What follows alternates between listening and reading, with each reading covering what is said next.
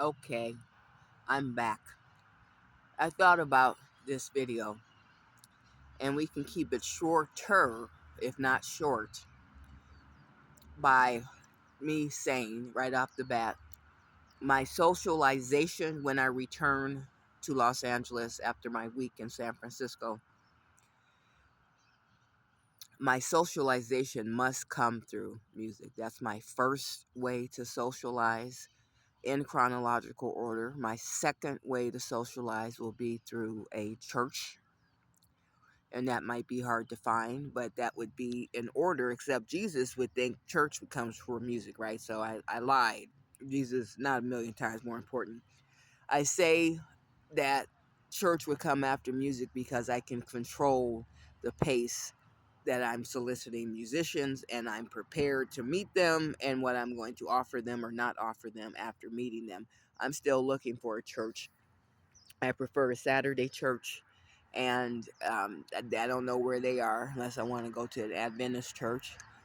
And yeah. But anyways, this is called socialization in music.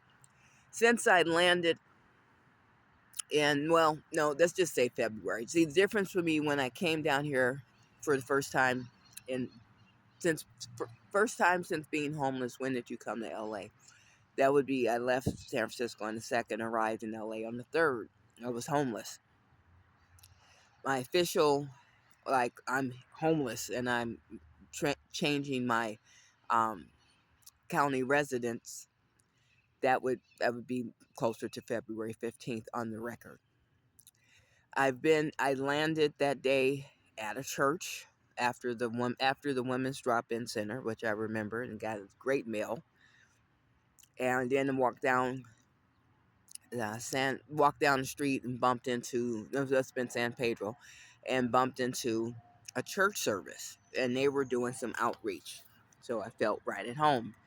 And then I was directed to the Access Center, and I met Chance. So all of that should be fall under socialization. So the church in total, and I should have wrote down, in total, I've been inside a church since coming to Los Angeles, at least, put the background music on,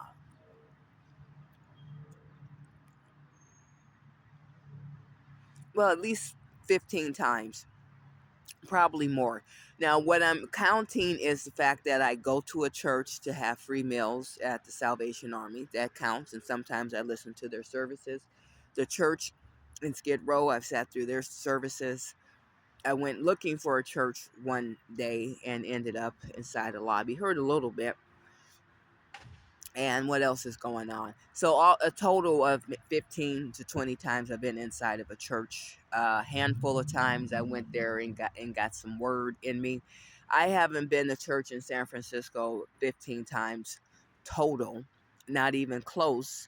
The closest would be when I took my best friend, Miss Rose, an elderly woman, to church. She was a devout Catholic, and if I sat in church with her 15 times, that'd be a good guess. And we and her were friends for years, and she goes to church every week. So for me to not have even gone to Catholic church with her 15 times, it goes to the point I'm trying to make. I might have been to church with her more than 15 times since meeting her, and but for me to spend that much more time in a church in LA than any church that I've had in San Francisco in recent years, that says something.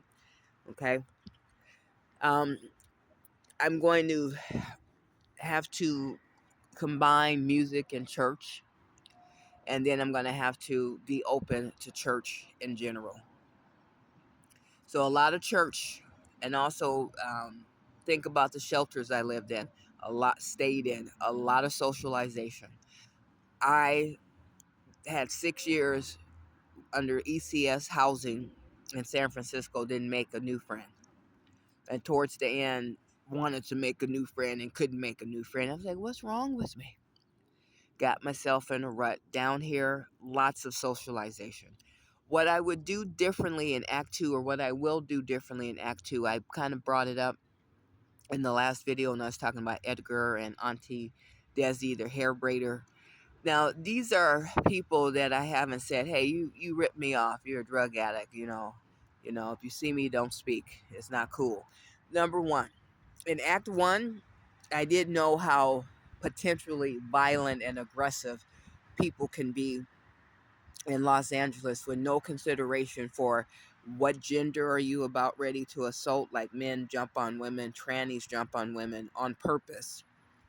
And the young people are going after old people like that's like they have no respect, and they think it's a good idea that if they're 22 going to USC that they threaten to beat the shit out of an old man who's in a wheelchair with one leg. I saw that type of aggression from a healthy young man towards something that's crippled and in a wheelchair was demonic.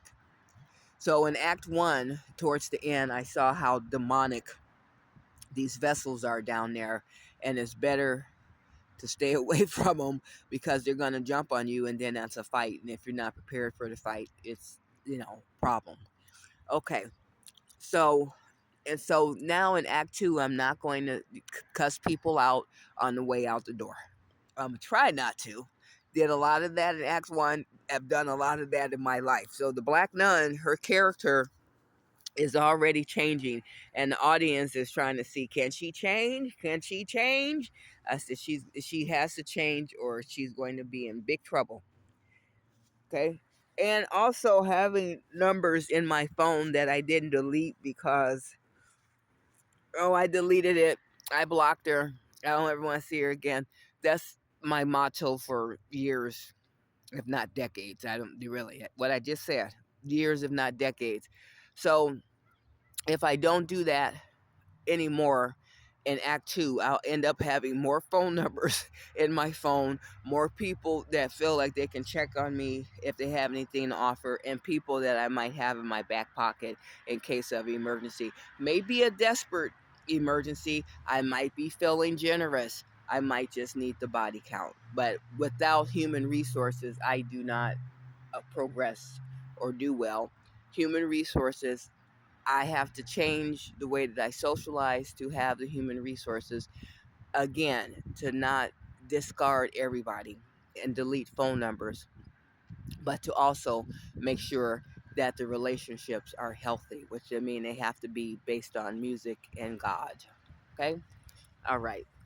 Um so I have to get a xylophone and next a marimba in that room as soon as possible. Might actually have to max out my credit cards, go over what I can afford to pay down, and have a balance, just so that I've said to myself, fuck, excellent credit is going to go down while I pay this instrument off. I need to be prepared. Every excuse that I make just means that I'm not doing anything to be happy. God has shown me that I have a lot of potential down here. When there are things that I need to do to say, this is what's important right now, now is the operative word. So looks like I'm coming back down here. The only thing that could go from San Francisco, remember we were going to weigh my options this week. The only thing that could go wrong is if I do not qualify for the lockout down here. I probably still will come back reluctantly and sad and upset. But it looks like everything is working out. Speaking of lockout, I don't think I'm going to come back anytime soon with more audio, more video. So let me get this over with. God willing, I'll pass the onboarding check, so I can get this lockout. I don't know what they're looking for, but I needed a job. And I'm like, ooh, that's interesting. The only thing they can't verify is a job, but everything else should look pretty good. So when I get this lockout, I cannot go there every day. That looks suspicious. When I'm in Long Beach and need something out the room or want to rehearse my instrument, that's what it's there for.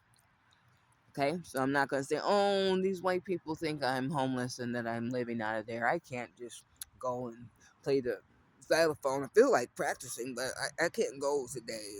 This is my day to act like I'm not homeless. No, that's 1,000% insane. It's a 24 lockout for people to use to rehearse music. It's not free. I will go in there and rehearse anytime I feel like rehearsing. As far as my goal, I have to prepare to not be there every day because that looks suspicious. So the few days or 2 days that I'm going to be out and about need to tighten that schedule up a little bit. But when I come back, I'm going to put ads out and meet people and start playing music, and I'm going to feel like a million bucks. Amen.